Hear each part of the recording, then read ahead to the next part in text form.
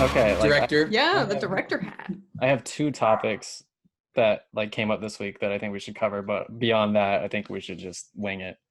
If that's cool with you guys. I enjoy No. winging things. Yeah, it's the best. So first off, I don't know if you saw, but Liam Neeson said that he wanted to return as Qui-Gon in the Obi-Wan series. So I wanted to ask you guys what you thought about that. Do you think he should? I think it would be weird if he didn't. Like, I would love that. I'm obsessed with Qui-Gon. He is truly one of my favorite characters. And I feel like it would make sense considering there is such that cliffhanger there with Yoda having that moment with Obi-Wan. And then ending of Revenge of the Sith, he's like, listen, I can force, like, FaceTime with your deceased master. Like, do you want to learn how to do this? And I feel like that is going to be a huge... If Qui-Gon were to be involved, that could be a huge part of the plot, like Obi-Wan trying to figure out how to converse with him and like get guidance from him through the Force. So I would be down for that, like 100%. Jesus, Alex. Can you hear that? Yeah. Okay. Sorry, but to branch off of what Kat was saying. Isn't it kind of in the talks that the Disciple series is going to be before Phantom? Mm-hmm. So wouldn't we see more of him there too, or is it just going to solely be like I think that like Palpatine and I think that takes place like well before the Phantom like a Menace. long time, like I think 100 years at least. Oh, so not like I heard it was like gonna be like 20 years or 15 years or something. That would be cool. Which would be cool. Yeah. It's gonna be like 100. Okay. I think so. So like kind of Old Republic, but really not quite. Like High Republic, I think. Yeah. Yeah. High Republic, what, 500 years? Is that what it was? It was like 500 to 100 something, like 80 years before. I don't know the exact timeline. Okay. And it's just I feel so bad, like Kat's audio is all muffled with my dog. But I agree though. Like I think that Qui-Gon being a Force ghost and just kind of maybe even diving more deep into kind of what he thought the Chosen One idea meant.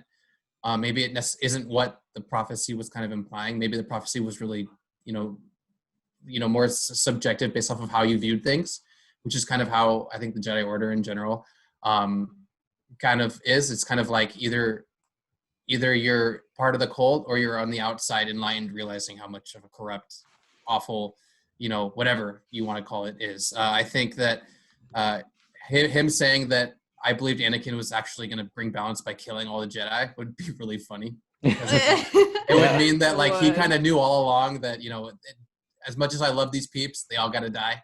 Yeah. But now, Zach, I know you would definitely know the answer to this. Isn't it kind of confirmed that Qui-Gon, as the kind of OG Force ghost, he wasn't able to breach the physical realm? Like, can he only communicate through his voice? Like, I think I've heard that. Yeah, so like a lot of people have been saying like, oh, he should come back as a Force ghost, but you're right, like he can't. He said in the Clone Wars, because Yoda asks him like, can you like manifest? And he's like, no, my training was incomplete. So he can't. It would only be a voice that we'd hear, which would be easier for them to do. And no, I totally agree. Like you were saying, Kat, like they kind of threw up the alley-oop in the Revenge of the Sith, where it's like, oh, Qui-Gon, you can talk to him now. It would be weird if they never did that. Yeah, exactly. Like a missed opportunity. And also, something that Alex said was like interesting. Like Obi-Wan kind of might resent Qui-Gon a little bit for kind of like getting the Jedi started on the path to destruction by bringing Anakin into the fold. It's almost weirdly like Dumbledore and Harry, in a way. A little bit. Like the way Dumbledore? I thought I heard Dumbledore. The Dumbledores. Dusseldorf, Germany. If you've ever been there. Albus.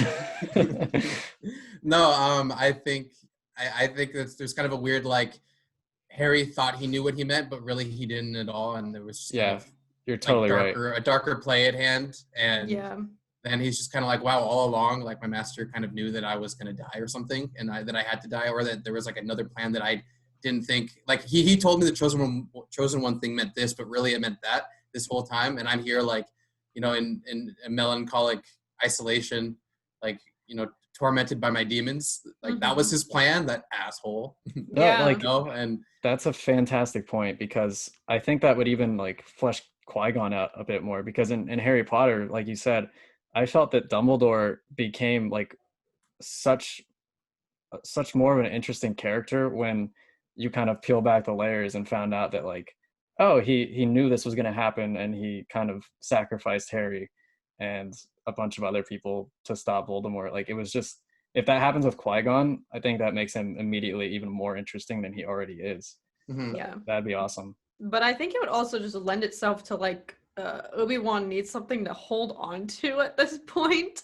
And I feel like having that affirmation, like, you gotta hang in there, coming from Qui-Gon, his master, and this was his, foresight all along, like, Anakin is the chosen one, like, we have to wait a little bit, like, push through. And, I mean, to bring it into, like, Rebels a little bit, I believe in Darth Maul's death. Obi-Wan v Darth Maul, Rebels, rest in peace my mans. But I firmly have always interpreted that, him asking Obi-Wan, is he the chosen one? I truly believe he is still saying that in regards to Anakin Skywalker. Like, I've never even interpreted it as like Luke before. I know that's such like a divisive this whole scene and debate there that turned into, but I feel like Obi-Wan needs something to reassure him. Like, he can't be like, he's got to be so shattered and torn, like, following Order 66, Revenge of the Sith, and, like, sure, he has Luke to look to now to try to, like, make sure he's all right. Like, he has something to live for, but it's also, like, I feel like he on his own would not be able to come to the conclusion and really feel affirmed, like, yes, even after all of this, even after Anakin's betrayal and everything, he is still going to be the chosen one who does eventually bring like balance to the Force. I feel like he needs Qui-Gon as his master at that point to like come into his head and like speak to him and like get him through that. I don't know. I feel like he would not be able to, in the state that he's in, like he wouldn't be able to come to that conclusion on his own, I don't think, unless Qui-Gon chimes in to really like confirm, like, you gotta just wait it out. Like, I know it's ugly, but you have to give it a second. Because like right now he's like literally like the perfect Jedi in his like will to just keep on going. And I think that to show like a little bit of humanity and like just a little bit more like, he's like, I think less relatable in a way. The fact that he's able to just keep on moving on over things over and over again. So I think adding that kind of bit of humanity will make people like Obi-Wan even more. I also think that, the fact that Star Wars itself is already like, it's such an in-depth kind of, psychoanalysis and philosophical like series and whatever. Like, it's just like, there's so much depth going on about all sorts of different outlooks on life and everything, that the very idea that Qui-Gon is kind of now like a Dumbledore figure to, Harry, the way like, whatever. I just think that would be a really cool kind of more like just more lore and just more character development for Star Wars in general. Like, it would make the whole like, first 6 films, like, everyone thinks that, he brought balance by killing Sidious, when really, he already brought balance by destroying the Order. It was just, it was more like him finding himself again and saving Luke and family. It's more about family at that point, less than about the prophecy, which, I don't know. Like, it's just, there's so many different ways to look at Star Wars. So I think that would just add another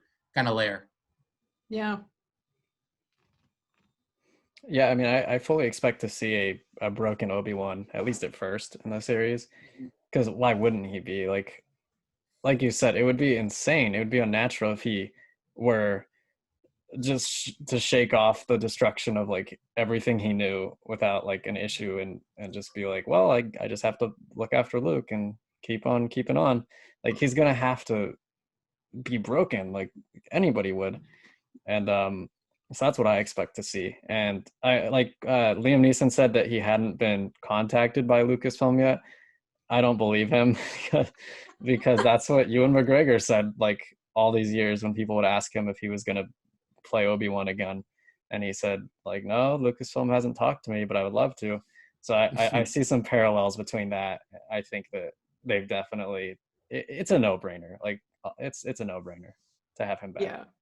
Mm-hmm. I'll be disappointed if they don't. But I agree completely. Not that I want to see Ewan McGregor suffering at all, but it truly would be like, you can let your guard down now, Obi-Wan. Like, especially now that he's in isolation, he doesn't have to like uphold his, you know, kind of strength and demeanor and like wisdom to try to like pull through for anyone. Like, he is gonna be total like by himself, just chilling. And like Alex has said, like, he's just had like one punch to the gut after another, like losing his master, losing Satine, losing his Padawan, losing his entire livelihood, the Jedi Order. Like, at this point, it's like, how much more can you take before we actually see him like break down a little bit? Like, not that I want to like see him like sobbing in the desert, but I just want to see, I think that would bring more depth to his character. Like, yeah, show us your little piece of humanity, and like you're losing it at this point. Like, I want to see that.